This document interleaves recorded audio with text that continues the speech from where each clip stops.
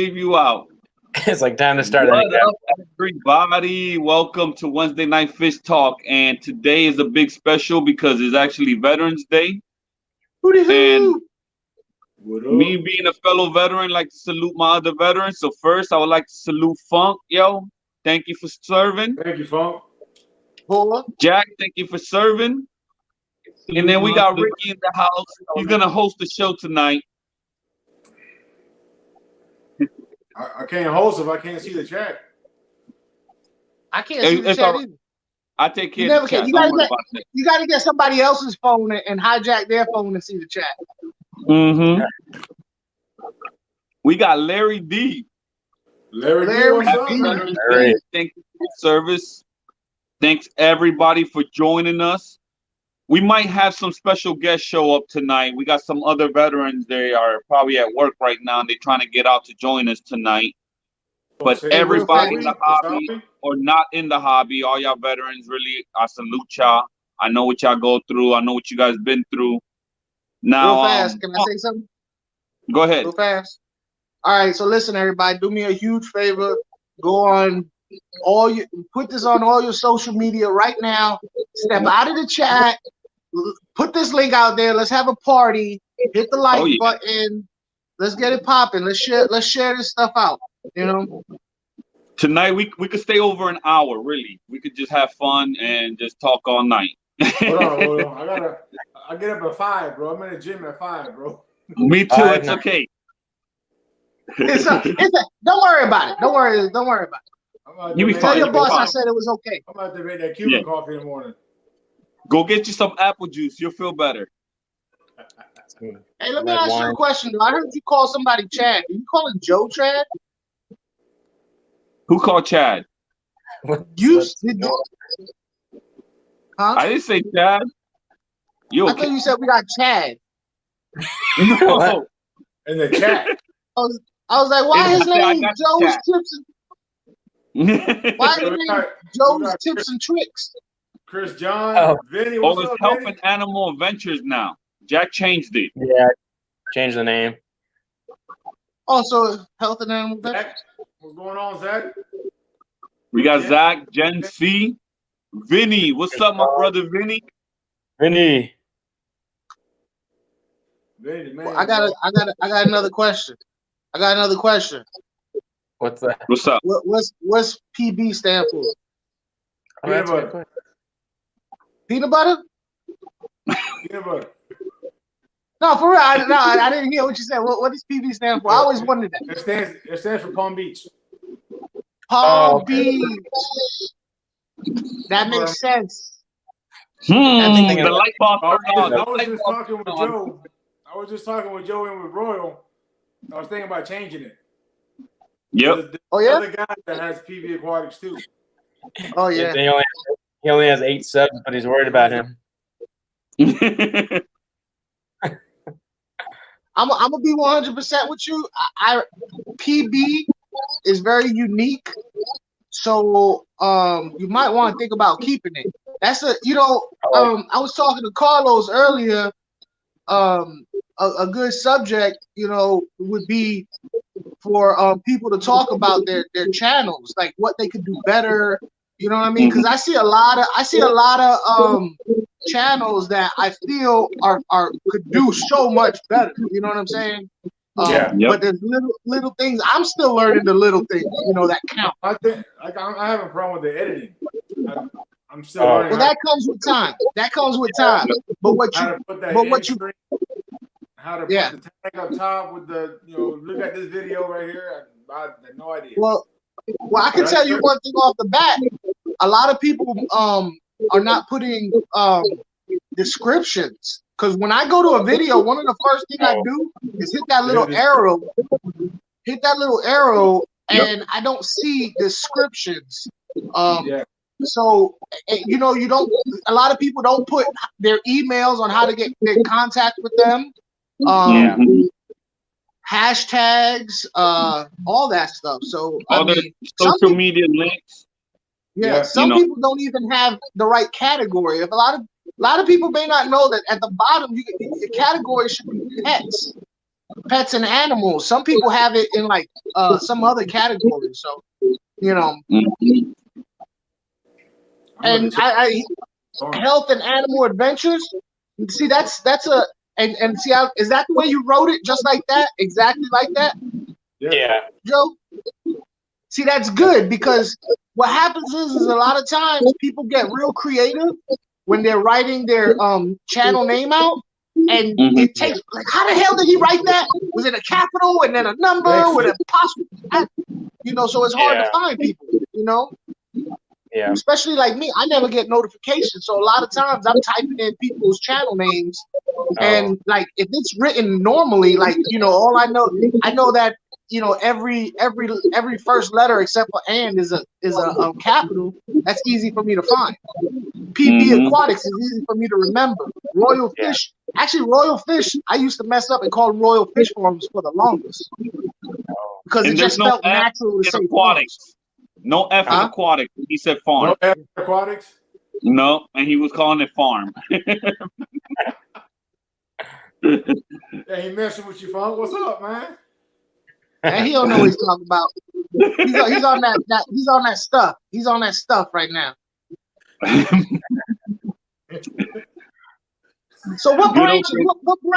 What branch was you in, Joe? I was in the Marines. Marines. And Carlos, you was in the Air Force, right? Air Force. Yep, Air Force. I was in the Army. Hey, let me ask y'all a question. Seriously, do y'all consider the Coast Guard a part? I do. I do. I heard their training's actually really hard, so I can't discredit them. Yeah, I like to mess with every branch because you know they mess with the Air Force all the time. So we pick on the every Chair branch. Force. You can't not mess with the Chair Force, man. Hey, come on now. Hey, I'm thinking about going in the Air Force. Great. Army of One, chill out over there before I send the devil dog after you. Chill out. We just need names. Yo, the Chair Force guys always smell great. That's all I need. That's all I say. Yeah, but my family, we're a big military family. You know, from the Marine Corps to Army, you know, Navy, Coast Guard, Air Force. So third generation. My son was fourth, so it's a big thing in my family. I tried. My son is in the Air Force. What's that? What? I tried to join, but they wouldn't take me. Why? Because I was almost 300 pounds, and they said no. Oh, because you what? I was too big. I was too fat. Wait. Oh, I had the same problem in the military. I mean, I'm sure you guys probably did too, but they all called me fat because I'm heavy for my height. So I don't know. Yeah. How tall are you? Me? Oh. Yeah. Say You, what? Joe. PB? Oh, me? Oh, Yeah, I'm only like Joe. 5'7". I'm 5'7". Yeah, see, I'm 5'7" too. And it's funny because the military, I don't know about the Air Force, and I know the Marines and the Army are similar. They have the dumbest scale. Like for me, I'm 5'7" too, but you know, like for me to be at 5'7", I think they wanted me to be like 175 pounds. I'd be a beanbag. You can't hump a ruck, an 80-pound ruck at 175 pounds with a saw and 2 bandoliers, and you know what I mean? Like, yeah. Well, so the way they do body fat percentage in the Marine Corps. I don't know if it's like that in the Army Air Force. They measure it. they do it in the Marine. The measure. Yeah. You're not going to include my arms or anything. Yeah. Yeah, so I can relate. You would have failed. No, the bigger the neck, the better. The bigger the neck, the better. So when you go, I didn't have any neck. No you got to neck. do like this. I had no neck at that time. It's like I got 20 inch arms. Yeah, that doesn't matter. It's like what? So how long after the military did y'all get into fish, or was you into fish during the military? Because it's kind of hard to do in the military. Mm-hmm. Yeah. I'll let Jack go first on that one. Oh, all right. I'll go. So I've been in fish my whole life. My parents have always been animal lovers. So I grew up with a piranha and stuff, African cloud. We got some really cool tanks. But I just got really back into it recently, so about 3 years ago. So that was about 3 years after I got out. I never did fish keeping while I was in the military. Yeah. Yeah, I was kind of into- the same. I had them as a child and everything, but I got more serious about 5 years ago. I got real serious into the hobby, but I always had tons of pets, and I even had dogs. I had a whole bunch of pits, so I always like Nice. having animals. I've always had I was pit, say what? I've always had pit bulls too. Yeah. I was always into reptiles. That's how I got into fish. I worked at a pet store in charge of reptiles, and it's right next to the fish, so I had to learn about fish. And that was in 2000. I mean, I messed with fish when I was younger, but it was never really a thing because Yeah. Mhm. I've always loved Anyway, reptiles too, I think. I had anacondas. I had an alligator. I had all kinds of stuff. Ridiculous. I had a It baby Wow. bit gator me once. a lot. Yeah. That's crazy. I had a big. Colombian red-tailed boa, and I had Yeah, I had a one of emperor those. Oh, I love scorpion, it. and I too had a Nice. Asian water dragon. Hey Joe, what you got back there over your left shoulder? It's just a little garter snake. Yeah, he's No, really small. I'm gonna get another animal in here eventually, though. And You're gonna get the centipede? yeah, I'm thinking about a centipede, a Vietnamese centipede. I saw one the other day, Yeah. man. Beast.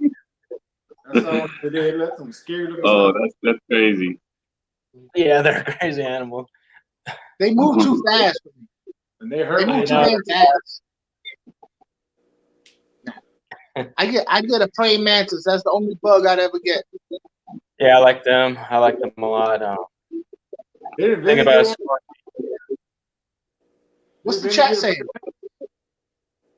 Say what? Vinny, he got a Not much going on in the chat.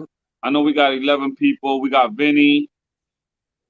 Jen C said hi to everybody. Oh yeah, that's better. What's up, Jen? Gen C. How's that water, Ricky? Vinny, man, I want to hang out with Vinny on one of his chats for a long time. I caught one of his live streams, just one in my lifetime. Mm-hmm. Yeah, he got where's- a real good. He got a good live stream. He actually did one with me, and he's a good guy. Vinny's a really good guy. He's Yeah, funny. Vinny, he was on my last live stream, my birthday live stream. Yeah. So what fish is everybody into the most out of all their fish in their fish room? I've been to angels. I like angels more than anything else. I'm just now starting to get into live bears and stuff like that. But He likes that.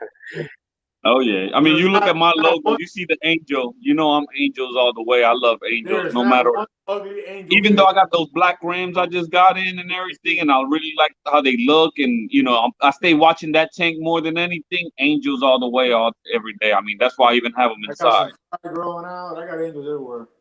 What Yeah, about I you, think Joe? my favorite have always been African cichlids. Now my And dream powder is blue tangs have always been. to be an arapaima. Oh, What you gonna do? Ride it? An arapaima? You gonna put a saddle on it? If it gets big enough, If it and comes you get on top of it, I will. I You like know, the like belugas. I get I in the was water and bear hug it. African cichlids was the first freshwater fish I had. I had a whole tank of Mbunas. Oh, nice. Honestly, when it comes to African cichlids, I'm at the two ends of the spectrum. I like the tangs, right? I love the tangs. Pretty much every of those little tangs, even the shell dwellers, the rock dwellers, all of them. And I like the predator haps, the big old monsters. You know what I mean? I like them. The fish in between, I'm not big on. What's up, Lord?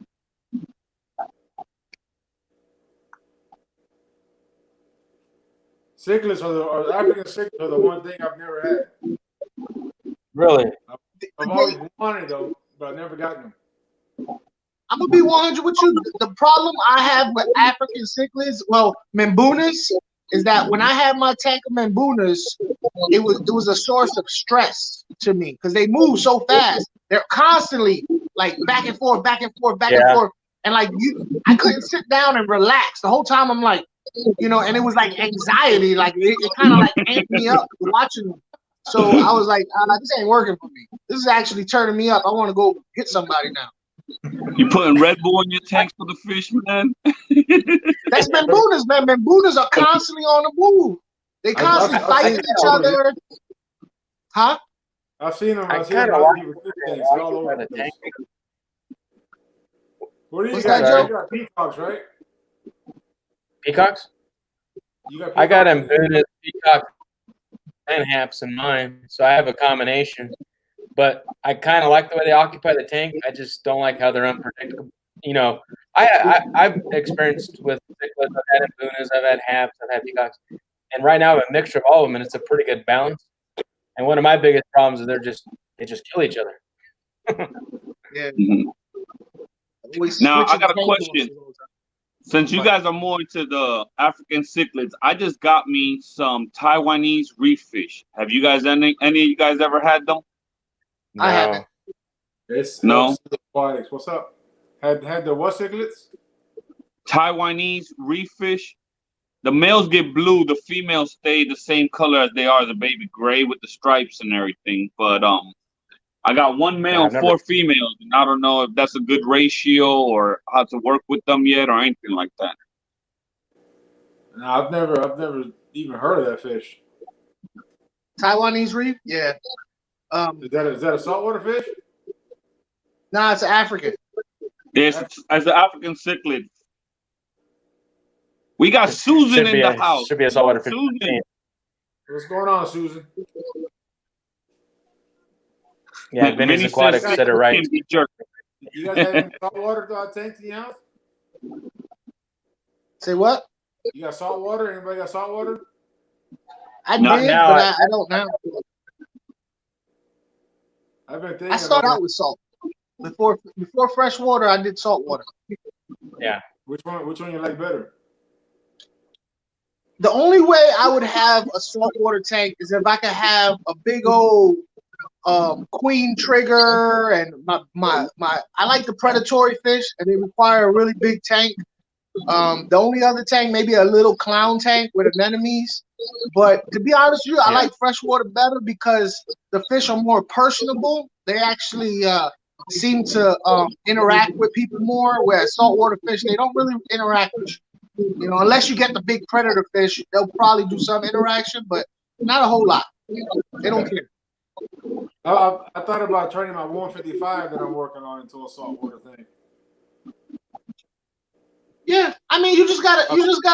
Honestly, the best way to do salt is if you gotta kind of, because they're so expensive, right? You don't want to. Everybody does the same thing. They get saltwater tank. They buy tangs. They buy yellow tangs, and then because those are always readily available, and then it's not quite what they want. So now they have this fish that they don't want, and they realize they want this one. They're not compatible, and that's just a lot of money. So I would suggest to go to places and or find people who have fish that you're interested in, or that and kind of like watch their fish, and how get people's opinion on how they act, because I don't know, like you have freshwater angels. I can't think of any fish that reacts the same way as an angel does in saltwater. So I don't know what fish you would like. You know what I mean? Mm-hmm. Yeah, it's been something I've been toying with. Just thinking about throwing it here, throwing it there, just trying to see what. But I've had 1,000 ideas for that tank already, and I still don't know what I'm gonna do with it. I think clowns is a really good starter because you can find them anywhere. A lot of them are being bred in captivity now. They got some different combinations now too on the clown. They got black and white ones, and yeah, they got the all white ones. Yeah. Some pretty cool ones. Yeah, but if I would suggest clowns. I like freshwater for the plants. See, I'm terrible at plants. This plant right here, you see, is a pot full of lilies, and I'm actually getting rid of them. Thank you. You're welcome. I'm actually giving it to Berto because I don't want to put plants in my tanks no more. I spend too Yeah, much time worrying about plants dying and light and fertilizer, I have this tank for the fish, not the plants. So I'm getting rid of the plants. Yeah, I've never been in I a like plant. the floating plants, just enough for I a have breeder. African cichlids. Yeah, they do. I do like the plant, like duckweed to feed my fish, to get that vegetation in them. PB, turn up the volume on your phone. They saying They said Oh, I'm on the iPad. on the Oh, iPad. iPad. That's it. My volume's all the way up. Is I that can hear you better? fine. Is that better? I could hear you fine. I'm Oh. just letting you know what the audience are saying. Yeah, I seen that on my phone too. I got the chat on my phone. Okay. Is anybody asking any questions? Oh yes, Zach just asked you if you got the tank ready for your hybrid cichlid. Hey, Funk, Is that Zach? Zach, Yeah. your boy? Yeah. I do actually. I do. I do. Susan, can you hear me better? I can hear you the same just fine. Zach, huh? I heard you just. I'm gonna have to come down. I'm gonna have to come down there and see what you guys are doing. Top secret. You got to pay a toll to come this south. I'm gonna let the world know. I'm gonna film it. Hey, so this is Hey, let me what ask y'all a question. How Go long? ahead. Hey, Joe, how long you been on doing videos on YouTube? For about 7 months. 7 months. And PB? 3 months? What about you, Carlos? 3 years? See me, yeah, I'm 3 years too. Yeah, we've been following each other for a long time, just not communicating as. I remember the first video I seen of his is when he left some totes out, some of those blue barrels, the 55-gallon barrels, and he left them out there, and he had guppies growing out there. I remember that. That's the first video I really seen. I seen that video. Oh yeah. I left them out there for a year. Yeah. Didn't do nothing. Wow. Left them for a year. Came back, and the thing's full of babies and adults and everything. And I'm like, I didn't even feed them once.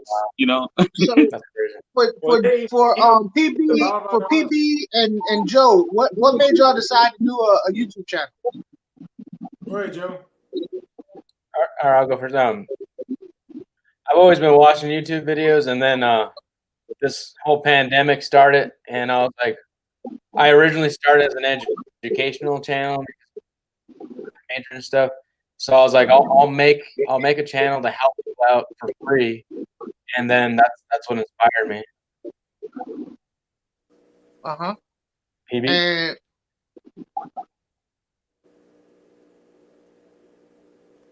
all right, PB. I just wanted to share my hobby, bro. I like, somebody out there is gonna learn something that I taught them, and I'm gonna be able to help somebody else figure something out. The same way that I learned how to figure something out on YouTube, now they're gonna figure it out because I show them on video how to do it. Yeah. So when I start my catfish project, the Pictus catfish, I'm gonna start breeding them here real soon. So once I figure out how to do that, I'll watch a couple of videos and somebody else will learn from my videos. Hey, real fast, Susan she just put up there. Susan, SOC Aquatics has a newsletter, right? And yeah, I was her first article, and it was about invasive species and my take on them. And I had a little unorthodox take on invasive species. But yeah, y'all should check out her. You can find her on Facebook. If you go to her Facebook, I think that's where you could get the link to become a newsletter member. But real fast, you mind if I put in a plug, Carlos? Go ahead, put in your plug.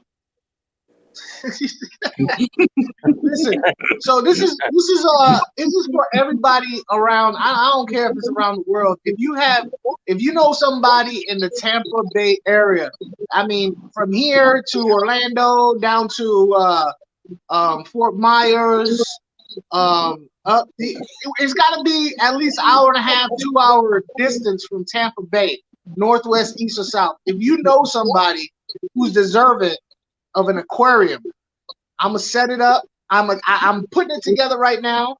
I'm going. I got most of it together. Little by little, I'm getting together because it's on my own dime. And if you guys, there it is, slcaquatics.org. If you guys know somebody who could benefit, and I'm not talking about somebody who just kind of likes aquariums. They need to be broke and can't afford it, but they're interested in it, or you know what I mean. Someone in need. Like if they could afford it, don't write a letter. Don't email me a letter. It needs to be to somebody who's needy. And I already got people to put fish in it, whatever fish I decide.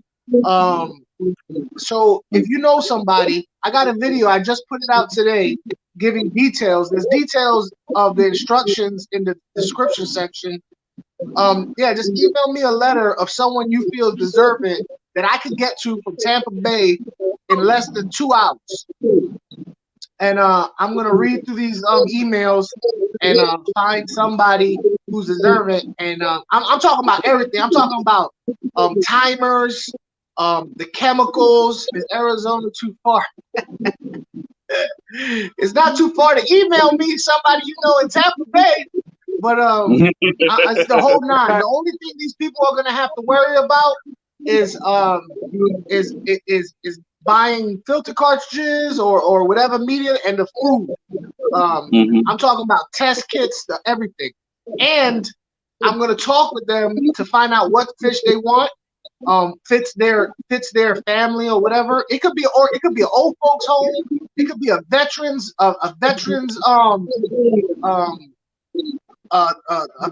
help place. It don't matter. If it's somebody who can use it, who use a little joy, I'll do it. And then I'm gonna sit down and give them a tutorial on how to maintain the fish. Simple, easy way. I'm gonna do siphons, buckets. I'm gonna do the whole nine. So I can use it. Just watch. Yo, I need a tank. Yeah, okay.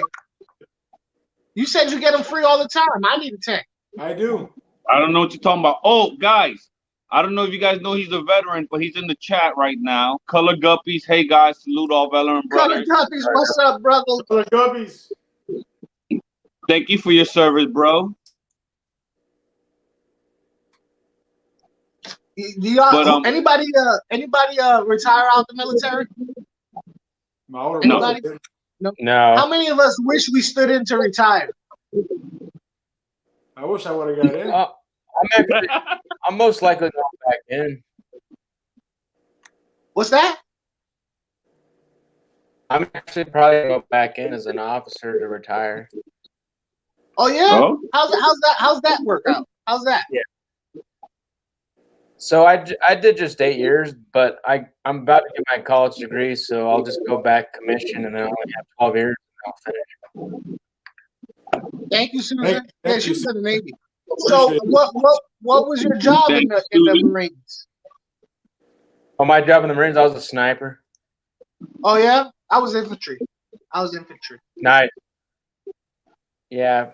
I couldn't do it. Look, it's funny when I went into the recruiting office, I already made the decision. You want to know how this is how I got into the military. My car was broke down. I was hot. Tom Brady, yeah.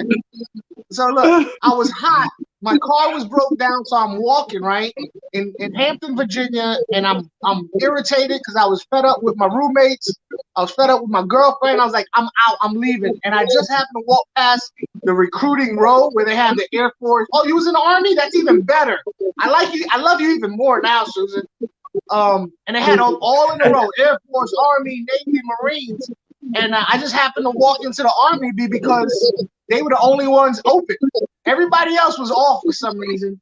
And I sat down and I said, I want to join. And the guy was like, okay, well, let let me tell you what the Army has to offer. I don't care. Like, you don't sell me, dude. Where do I sign? I want out of here.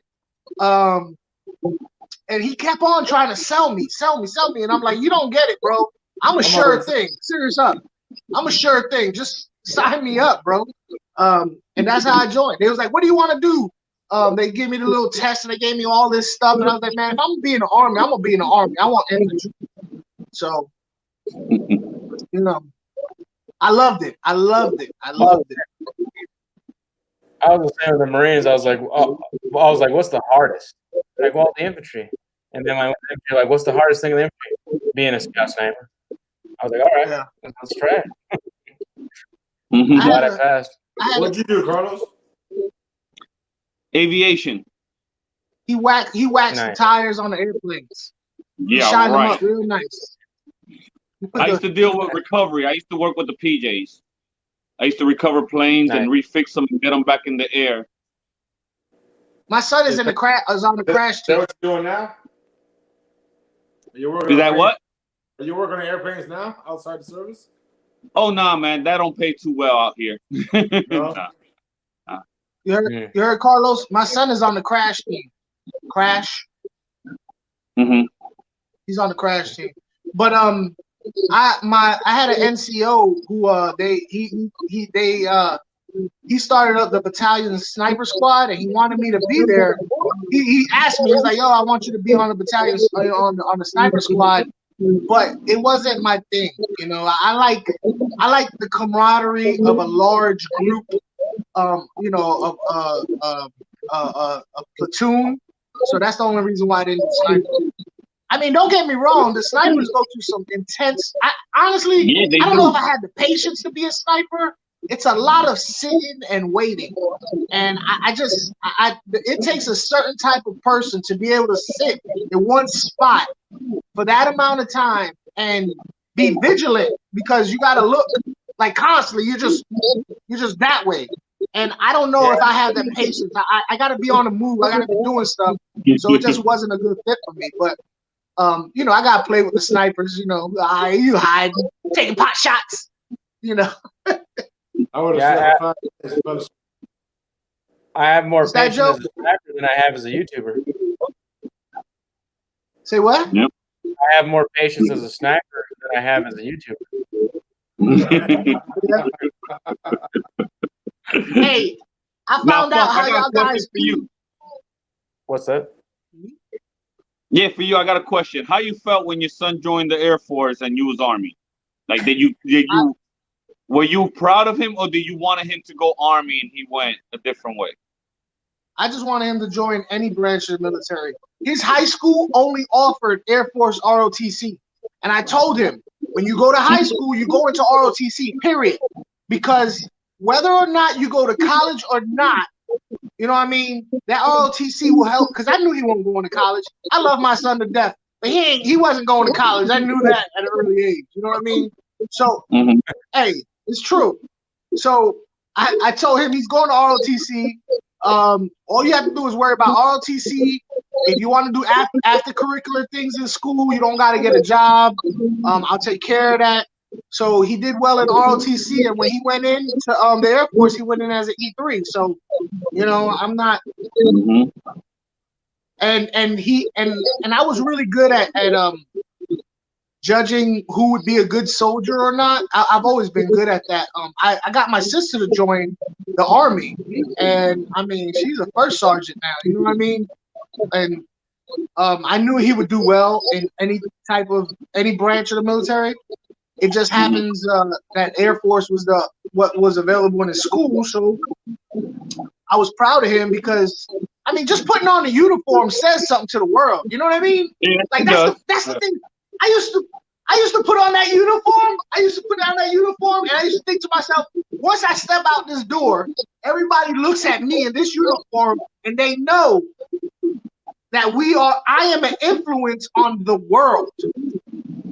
And that was just something that always made me feel good, putting on that uniform, knowing that, you know, when I walk down the street, people know I am an influence on the world. And that was always a big thing. Hey, Joe. So, Susan wants you to explain a little bit about the sitting and waiting part of being a sniper. Yeah, I saw that earlier. So basically, it's a lot of sitting and waiting. The mathematics, like I'll say, the mathematics as a sniper are very simple mathematics, but I'm also saying that as a math major. So not every sniper becomes a math major, but yeah, it's just arithmetic. But you have to know your calculations. You have to know your dope. It's called data on previous engagement, your elevation setting, and all that stuff. You got to be good with wind calls. Wind calls is a different ball game. Like, everyone has struggled with wind when they shoot at very far ranges. Oh yeah. Hey Joe, tell everybody how you guys have to peek.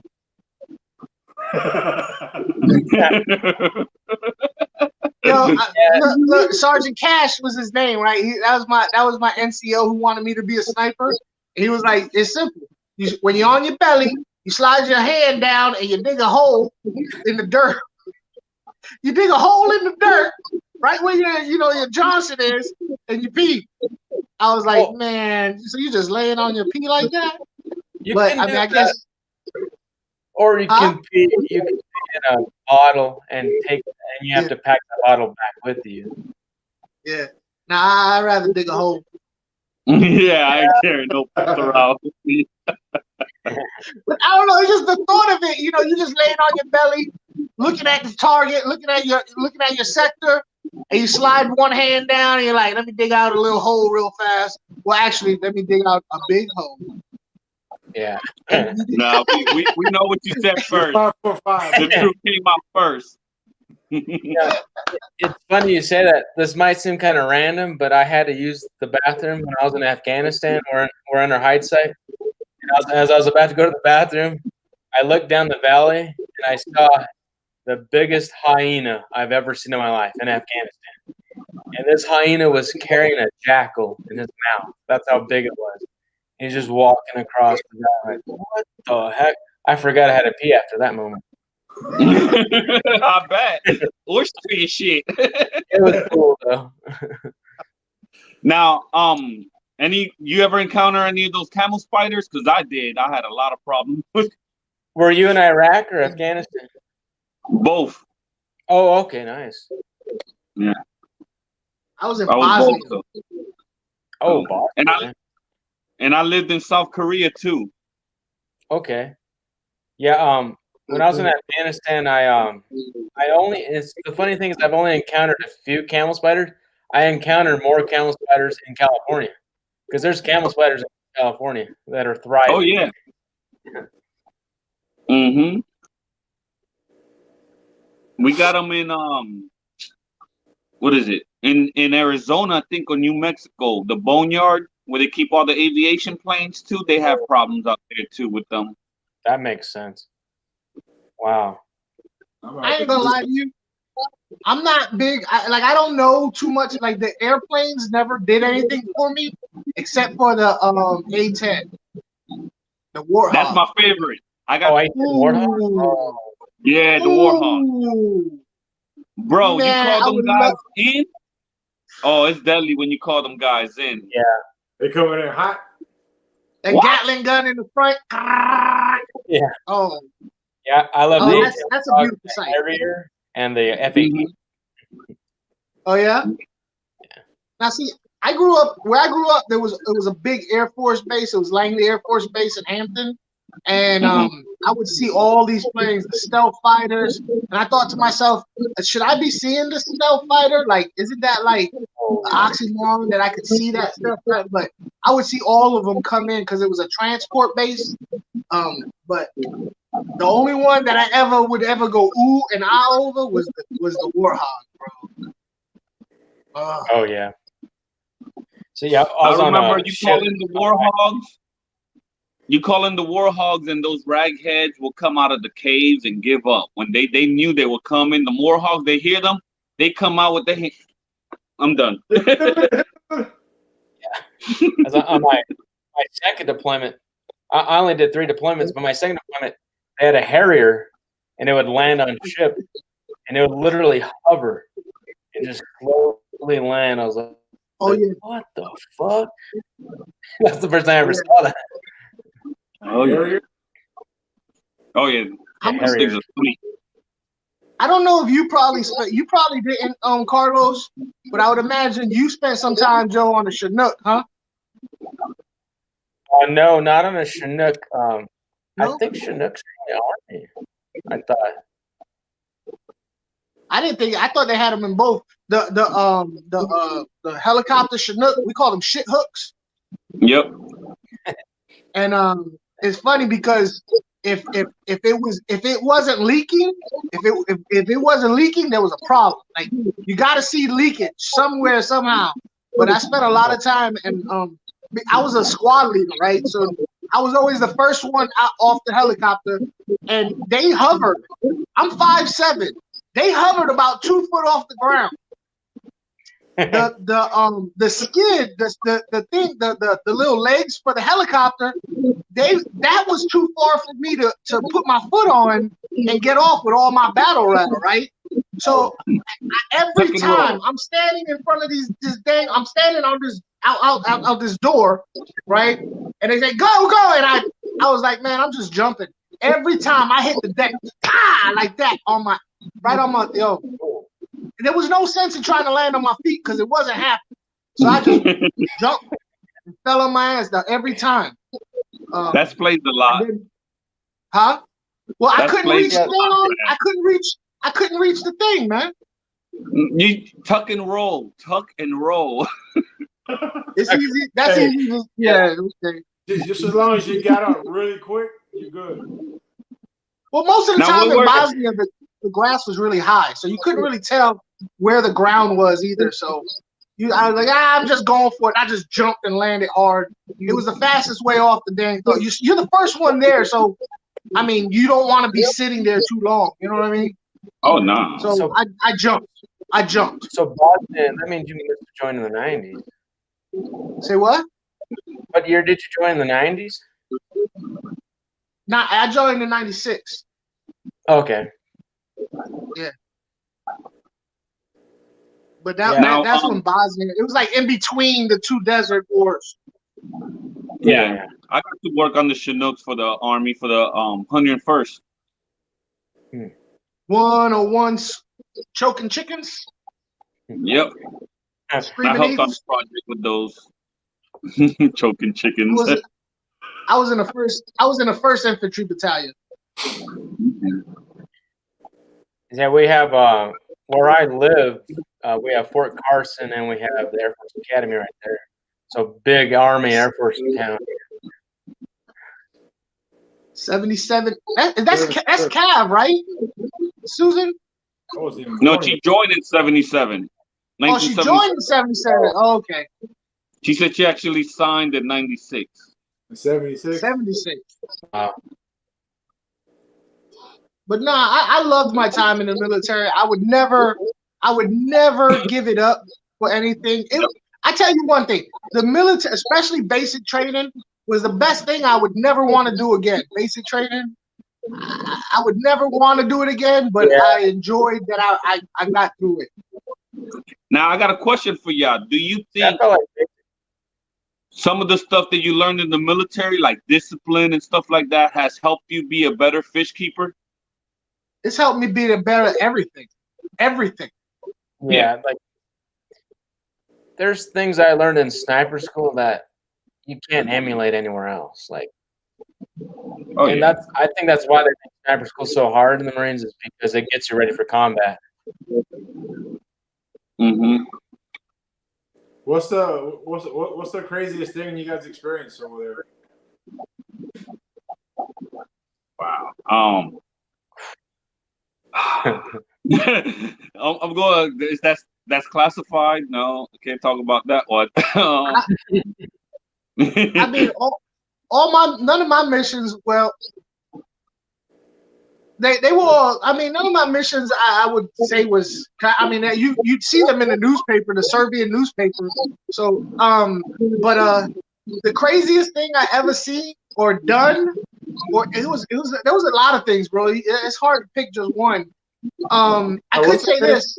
What's the craziest thing you've seen another culture do? Like you got there and you were shocked at how they do this or how they do that. The only big And I was experience. shocked about everything. Go ahead, Joe. Oh, I'm sorry. I was going to say in Afghanistan, I was shocked about how everything, the way they do everything is like from 2,000 years ago when Jesus still walked the planet. Mm-hmm. Yeah. Wow. Yeah, that was that's a big experience. Plus, I actually got to live in South Korea for a whole year there, and I got to learn their language a little bit, and I got to learn more about their culture because I was the type of guy that on the weekends I went and did different things. I went mountain biking for the first time in my life in South Korea. I actually fell and busted myself bad. I shouldn't have done that. But I was trying to experience the culture over there, and what shocked me was in South Korea they take real big discipline and education, and they actually pay their teachers more than their politicians there. Wow. Yeah. Wow. So it was a shock. And in their military, you got to have a black belt to be an officer. Oh, that's awesome. Yep. Yeah. Chuck Norris honestly, actually trained right in front of the base where I was at. They used to have they had a dojo karate place, their type of martial art, and they had his picture there, and he actually was there, and he studied martial art while he was stationed there with them. Oh, that's cool. For me, when I was in Bosnia and we would patrol through some of these bombed out towns, we would have to clear some of these houses, and we had an interpreter there with us, right? And Bosnia was a weird thing. It was 3 factions. It was a weird thing. Anyway, needless to say, the Serbians were the more aggressive and brutal of the 3. And we'd go into some of these abandoned towns. There might have been a couple people that lived there, in some bombed out house, but the carnage, the blood, the scene was you can't really. It's hard to explain. It's and you talk to the people who live there and you ask them what happened, and the stories that they tell you that was done to them is like, this is not real. This can't be real. People, how do people do this to each other? So I think hearing the stories of what happened in Bosnia, mainly by the Serbs towards the Croatians and the Muslims, was pretty brutal, pretty bad. We was doing a patrol, right, and we was walking across a field, and everybody started getting kind of lightheaded and nauseated, and the ground felt real, like everybody at the same time was just kind of like, ugh. I mean, the ground was squishy. We had walked over a mass grave, So it's just like, just stuff like that all the time. Like, and people live through this. Right now, there are kids growing up who experience that. It's like, it's unreal. It's unreal. And we live in the United States where stuff like that you only see in movies. These people live through that stuff. Yeah, a lot of people don't understand what we go through to protect what we have here in this country, because we don't. It's different when you step out of this country and you start seeing stuff, especially in war zones, what human beings are capable to do to other human beings. It's like, wow, that's unrealistic. Like he said, it looks like you're in a movie. It's really hard for you to absorb that, and then when you come back, you will never forget that stuff. No matter what age you get, you will never forget those moments you had out there. Yeah, I mean, it's different. Like, Go ahead, Joe. I mean, it's different when you go somewhere and someone's actually trying to kill you, and like the first time you got bullets going past your head, like it's something different. Yeah. But yeah, And I was And gonna then say, Stories. My oldest brother, Rodney, he served 20 years in the Navy. He retired from the Navy. He was a CB. So he used to hang out with the Marines and all that stuff. yeah, And he said he'd be walking and patrolling with his buddies, and all of a sudden his buddy's on the ground, dead. And he's, it's crazy. Mm-hmm. like Joe was saying, how unreal it is to have bullets fly in your direction at you. Like someone actively looked at you and said, "I'm going to end his life."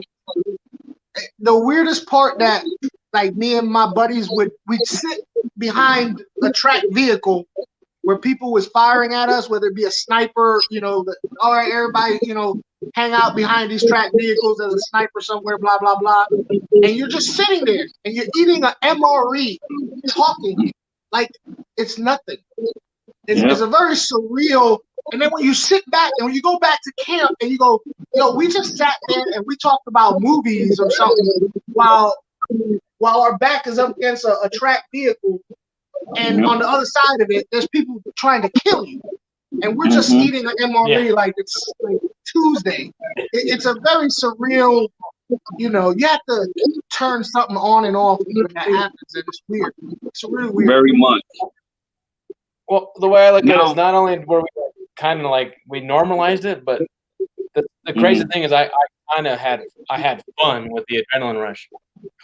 Yeah. It's sitting around going past my head like there was an adrenaline rush. Yeah. Like, oh, man. Yeah. You're telling jokes. You're telling jokes with your buddy and stuff, Yeah. And now, being a civilian, you look at that, you'd be like, man, there must have been something wrong with me.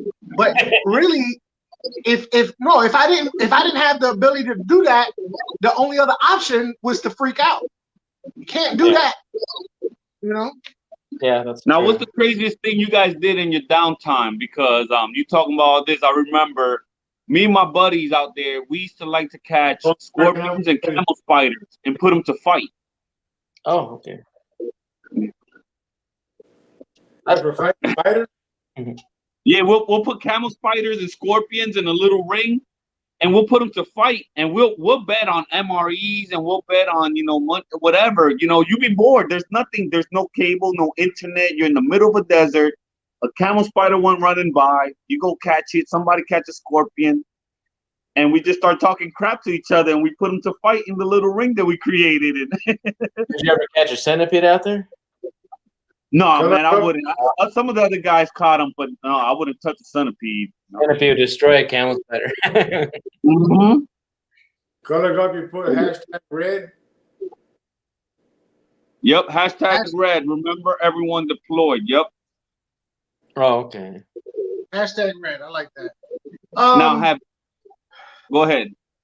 Well, mine was a totally different situation.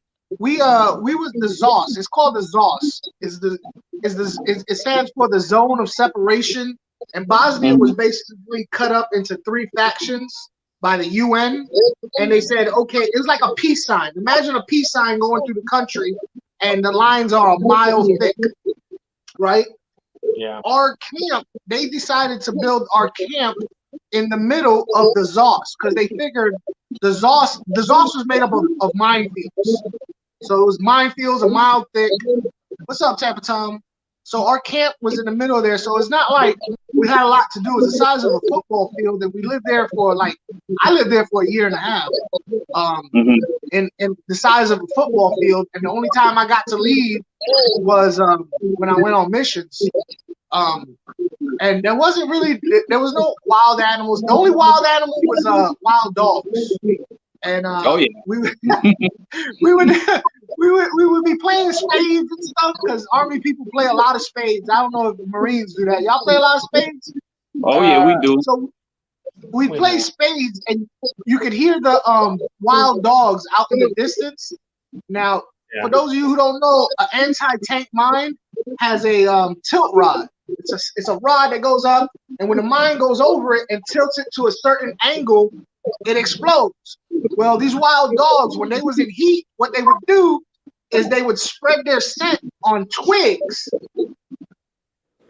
and they would walk over a twig and they would spread their scent.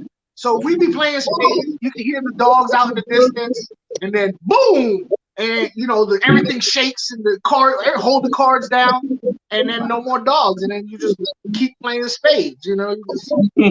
That's spades. Dog That's with what I mine. did for a year and a half. Play spades. Just don't ever put it in. Oh man. Now, on the other thing, have you guys ever been surprised of any big celebrities that were ex-military? Because I know there's a lot of Marine and Army guys that are celebrities now. I'm actually surprised there aren't more. Yeah, I mean, I heard Randy Orton he went to Marine Corps boot camp, but he never passed boot camp. That's what I heard about Randy Orton. Shaggy was a Marine. The guy that plays Shaggy? Nah, the guy Shaggy, the reggae artist, he was a Marine. Oh, the artist. Oh, okay. Nah, it I never actually surprised me. I actually got to meet Sinbad one time, and he was in the Air Force. But I met him just a few years ago, and it was funny because he was stationed in South Korea, and we knew a lot of the same places. It was like shocking that area didn't change for such a long time. I still love that movie with him. What was it called? House Guest? Yeah. That was a good movie there. We're starting to show our age, talking about them old movies these kids don't know about. Starting to feel my age. We already did. I actually broke a cardinal rule when I was in. I forgot the fire rate of my weapon in public. We went to a comedy, one of these MWR comedy things where they have a comedian come in, and I carried a saw at the time, right? M249, and yeah, and we was late. We was late to the show, so the only seat was right in front, and we was like, no. So here we are sitting right in front. Everybody has, their M16s or ARs or whatever, and here I am with my saw on a bipod, so it looks intimidating. So he singled me out, asking me about my saw, and I got nervous. And he said, how much does that fire in a minute? And I'm like, and the whole room was like, oh, don't. Yeah, I kind of, my lieutenant was like, I forgot what he made me do. It was something, he brushed it off because he knew it was kind of like, I was like a deer in the headlights. But he made me do something like write down the fire rate, a whole page worth, something like that. It was something silly. But what's the fire like? What, 800 rounds per minute? Man, I can't remember. That was in 2000. Yeah. Because I carried a bunch of different weapons. I love the saw though. Well, I love the saw when it worked. Yeah, really you gotta clean it often. I took good care of my weapons, so I never had problems with it jamming. I had more problems with the belt, because those belts, I swear, I feel like they reuse those links on those belts. Yeah, the links, I think, are the problem. Yeah. So, but the actual weapon fired perfectly. That's why I love what my. Type of sniper rifle you shot, Joe? What you had? I said, what type of sniper rifle you shot, Joe? So the one I used was an M40A5 sniper rifle, which is based off the Remington 700, but it has a Macmillan stock. It has some other stuff, but it's a great weapon. It's literally the Rolls Royce of weapon. Like it's a $10,000 sniper rifle, but it's a beast. It's just a 308, which when we trained with the Australian snipers and the other snipers, they made fun of us because they had 338s. But they kind of made fun of us, but they kind of complimented us. Like, man, you guys can do a lot for having a 308. And we have 338s. We don't even need to worry about wind. I got a question. What was the biggest disappointment growing up? We watched Top Gun, we watched Full Metal Jacket, we watch all these military movies, and then you get into the military. What was the biggest? Oh man, really? What was the biggest disappointment? I thought I was gonna get more MREs. What about you, Carlos? Like, what did you? It totally messed up your mind. Like, I thought it was different. The stereotype. I actually was pretty prepared for the military since I was third generation going in. But what kind of pissed me off was I still saw a lot of racism in the Air Force, Oh yeah. and it kind of hit me after a while. Like I got tired of the racism constantly. You kept getting that. Other than that, I knew what the training was. I knew everything about what I was gonna go into and everything. But that's what kind of broke me in the military. So he brings a good point. Like I was joking earlier, but not racism for me, but favoritism was my biggest. Oh yeah, the partnership program. That's what we call it in the Army. You gotta be a partner. Hey, partner. Yeah, I was bad. Now, for me, the biggest disappointment when I joined the Army. All right, so we all seen Scarface, right? We all seen Scarface. We all saw where he said, "Say hello to my little friend," and it's boom where it blew up. That's an M2. That's a what was that? The grenade launcher. The M203. 203. 203. 203. 203 in Scarface, he had an M16 with a 203 mounted on the bottom, and he shot it and it went boom, and it when it came out the barrel, it came out with a thunder and it hit.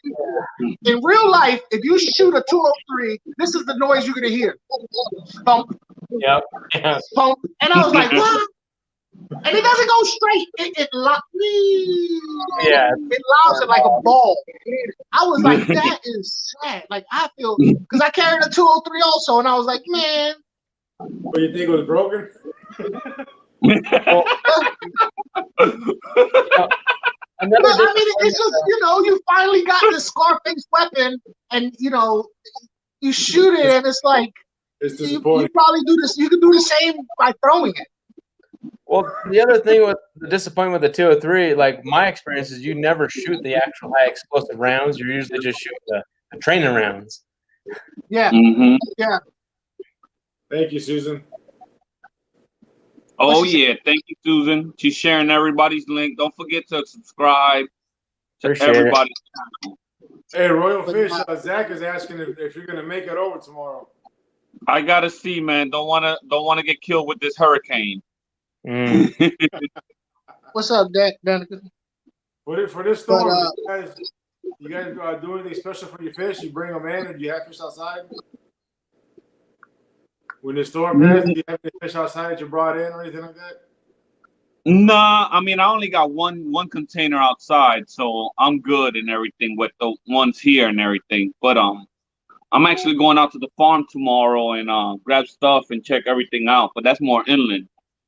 And this is Florida weather. I leave fish outside year round. You saw them guppies, bro. They were out there forever.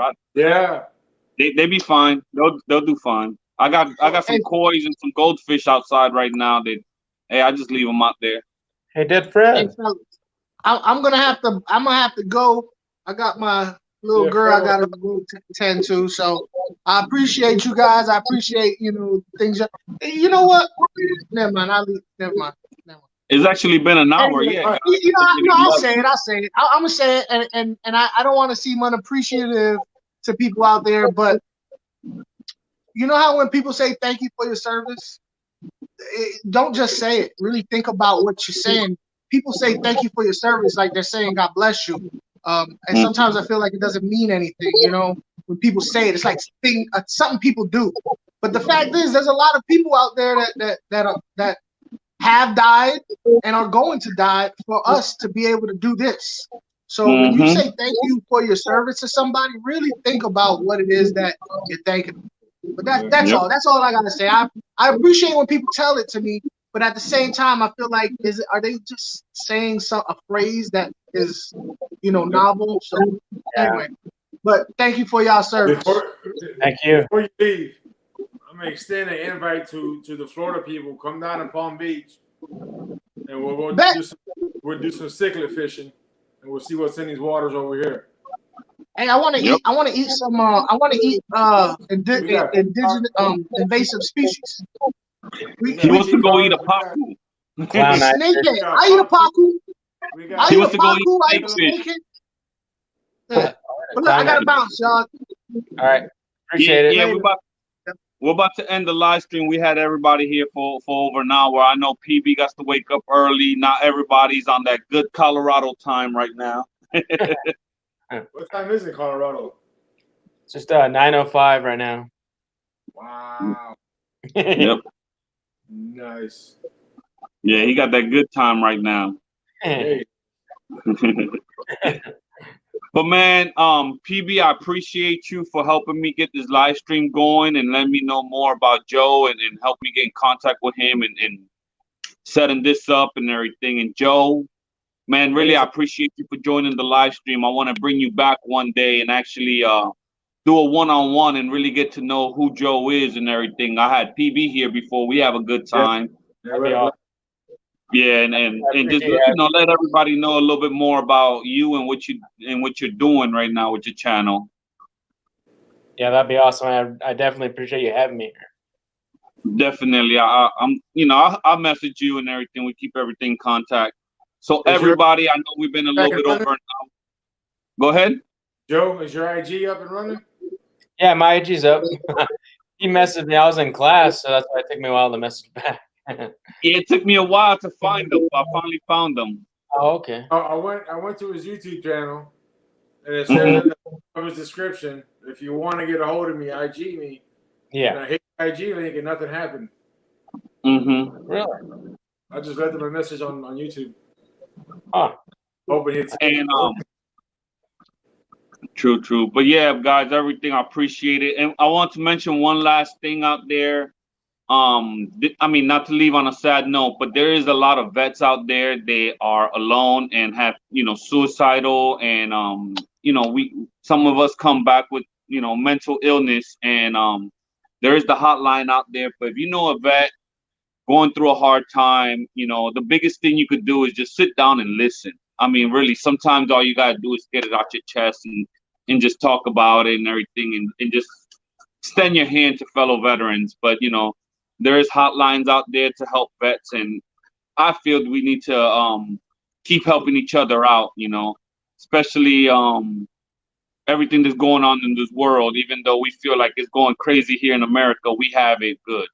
We have it good compared to a lot of countries, So we got to be thankful. I just want to say thanks for everybody for the sub to my channel. I appreciate it. I'm up to 99 again. Won't last long. Let's get them to 100. Let's get them to 100. So just I thank everybody, man. I'm having a blast doing this YouTube channel. I got videos coming up that I got planned that I'm going to start filming tomorrow. So you're not going to be disappointed. You guys, really heartfelt, thank you guys for what you did, what you went through. I know not all of it was fun and games. So, I appreciate what you guys went through. I appreciate what my family's gone through. They've served in the service too. So to you guys, have a very happy Veterans Day, man, from my heart. Thank you. Appreciate it. Last words, Joe? You got any last words? I just wanted to kind of add on to what Aquafunk says. I'm not taking anything away from veterans. Love your veterans, but remember, there's a difference between veterans and combat veterans.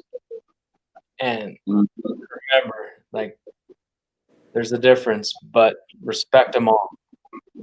And thanks again for having me tonight. I appreciate it. And great job hosting PB Aquatics. And hopefully hit 100 tomorrow. But oh yeah, let's get them to 100. I think I already did, so I might have to do a stream. Don't. Oh yeah.